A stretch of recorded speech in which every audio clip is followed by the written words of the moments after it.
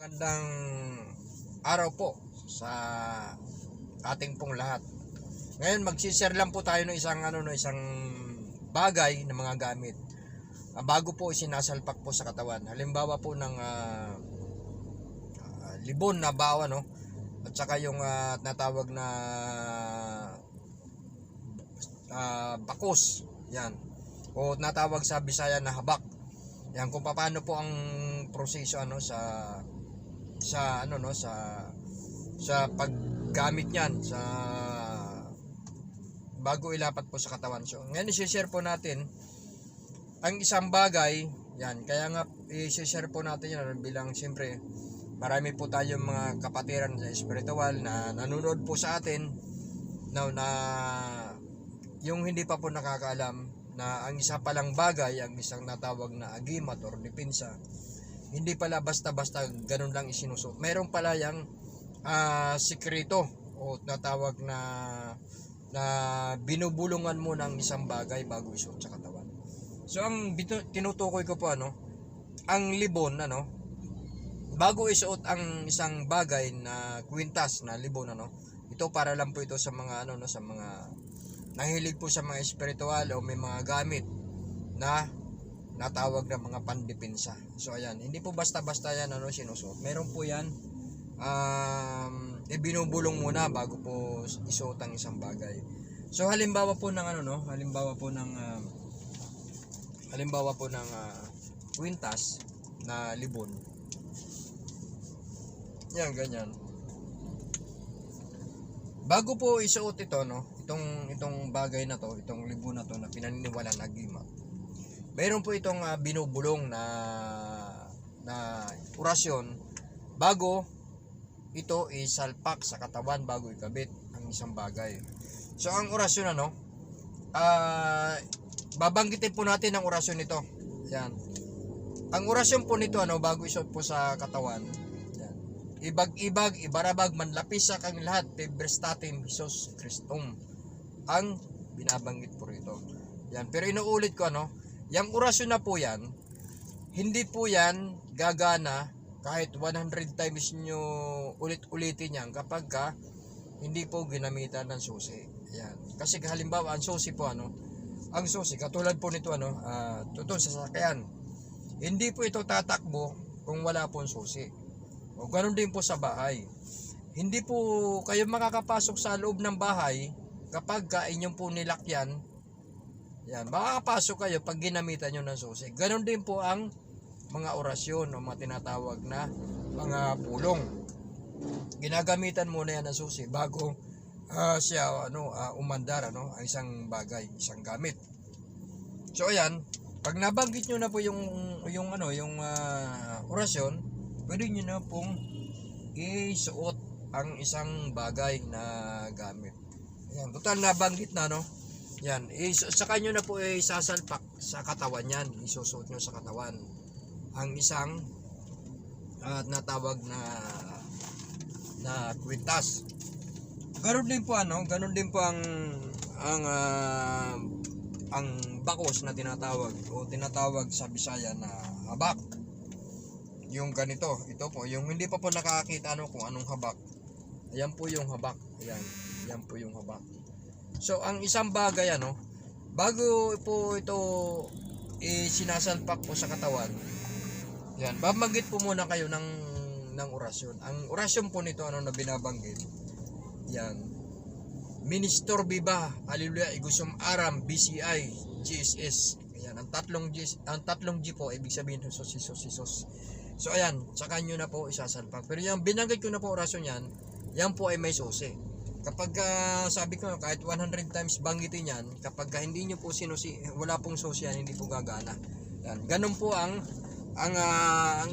isang tinatawag na orasyon. Bago nyo po mapagana yan, hindi po yan kailangan gamitan muna ng gamitan muna ng susi yan bago nyo mapagana ang isang bagay na natawag na mga ganito yung mga pandipinsa o matawag na mag-agimat.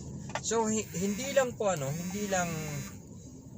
hindi lang siya basta-basta ay sinusuot ang isang bagay. Talagang ginagamitan mo na yan ng orasyon. Halimbawa, ang orasyon po ang orasyon na mga bagay na pinaniniwalaan na agimat, yan, banggitin ko na po sa inyo, no?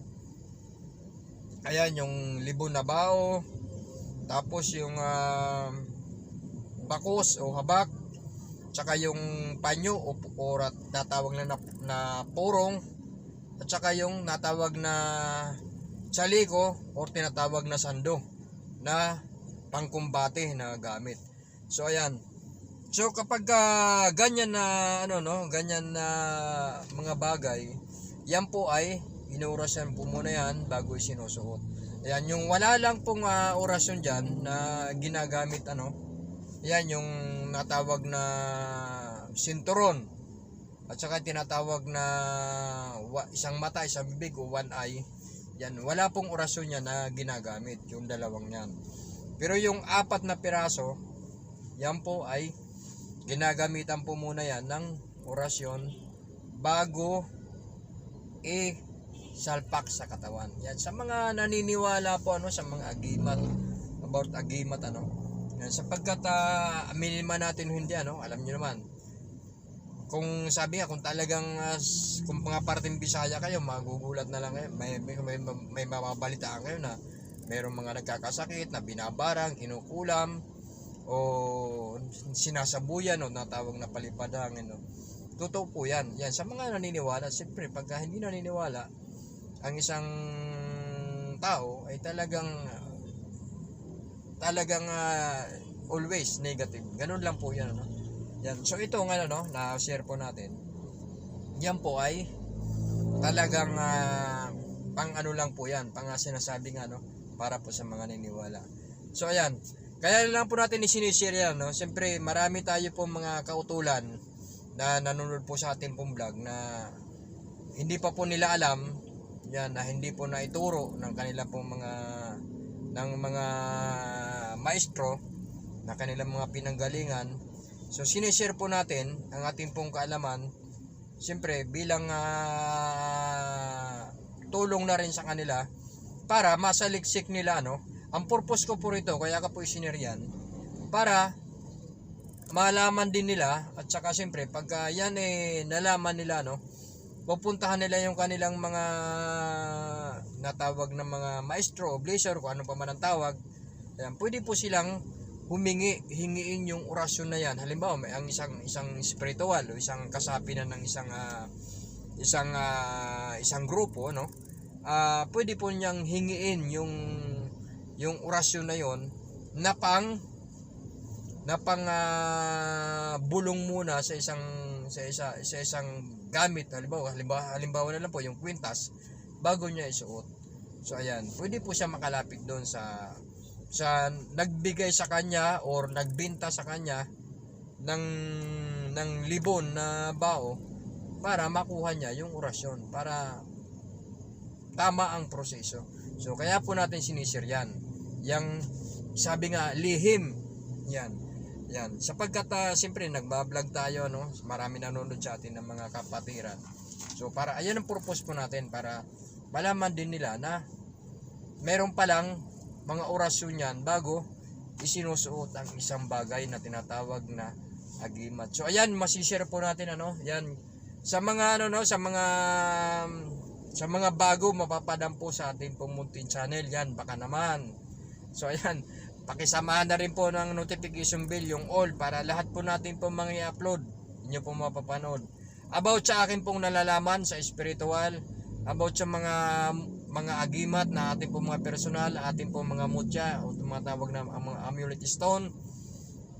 Vlog po natin kay Pinoy Agimat, siyempre kay Utol Pinoy Agimat, Tsaka siyempre kay sa mga iba na mga kautulan, yan kay Brother Eno, kung sino pa man na mga kautulan na kanila magamit na mapapakita po sa atin, inyo po mapapanood. So ayan, blessed Monday po sa ating pong lahat. Yan, maraming pong salamat sa inyo pong suporta. Yan, God bless po sa ating pong lahat.